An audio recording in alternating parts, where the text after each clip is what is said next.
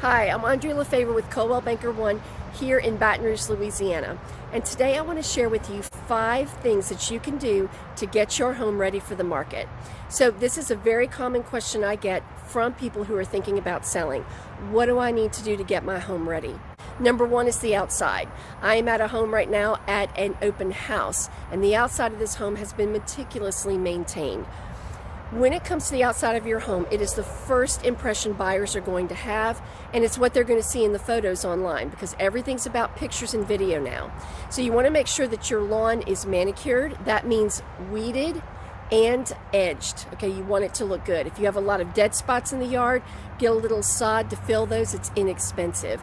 Make sure that if you don't have a lot of flowers, just make sure the ones that you have there aren't dead. If you've got dead flowers or dead shrubs, you just want to go ahead and remove those or cut those back. You also want to make sure that the outside of the home itself is clean. If you maybe need to hire someone to pressure wash it if it's really dirty, or let's say you have peeling paint, have someone come out and correct those areas. You may be looking at painting the outside of the home possibly. It just depends on the condition of your home.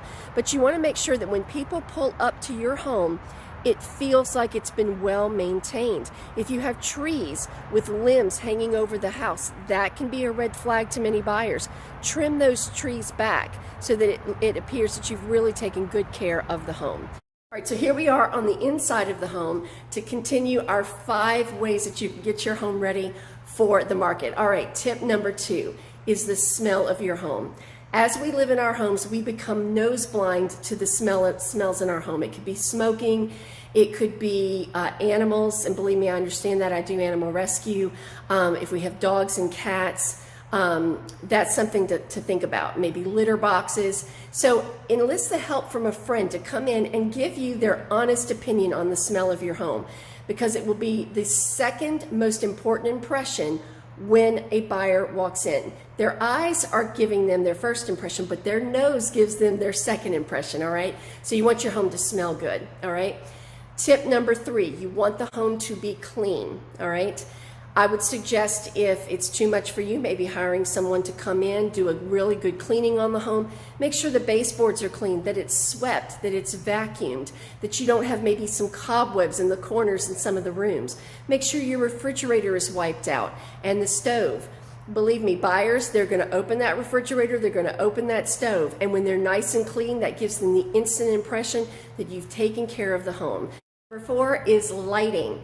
You want your home to be light and bright and airy when those buyers walk in. So I strongly encourage to my home sellers to use LED lights, especially in the living areas, living room, kitchen, bedrooms, so that people can really see the home and all of its beautiful features. LEDs have become much more reasonable, they're affordable, and they use less electricity. So they're a great thing to install regardless of whether you're selling your home. And they don't heat up your home, which is really important for us down here in Louisiana. So I strongly encourage you to have good lighting. If you have any light bulbs that are burned out, make sure that you change those. All right, that's tip number 4. Tip number 5 is going to be your staging. And I'm going to turn the camera around for this one, okay? That this home is vacant, and I actually have a few of my own staging items that I use for my home sellers to make it feel a little bit homey when you come in the door. But if you live in your home and are going to be living in it while you sell it and have your own furniture, that can be a plus depending on your furniture. If you have furniture that is torn up, maybe the little kitty decided they wanted to use the corner of the sofa as a scratching post, those are things you're going to want to address. That's not really going to help the staging of your home. You'll see here I put very simple 2 place settings at the bar. This gives the impression to buyers, it just creates that homey feeling that, you know what, I could live here. I could see myself eating here at the bar. I use staging items. My personal favorites are white, silver, and gold because they go with everything, but a little bling goes a long way. All right, something very simple here. When the home is vacant, I have a little staged area here just showing a picture and some glasses. So it doesn't take a lot, but if you're using your own furniture, and if I were your listing agent, I would come in and do an assessment to recommend any changes to your current home furnishings that could help the layout and the feel of the home. I hope you found this information helpful. Again, that's your 5 tips to getting your home ready for the market. The outside, the smell, the cleanliness, your lighting, and your staging.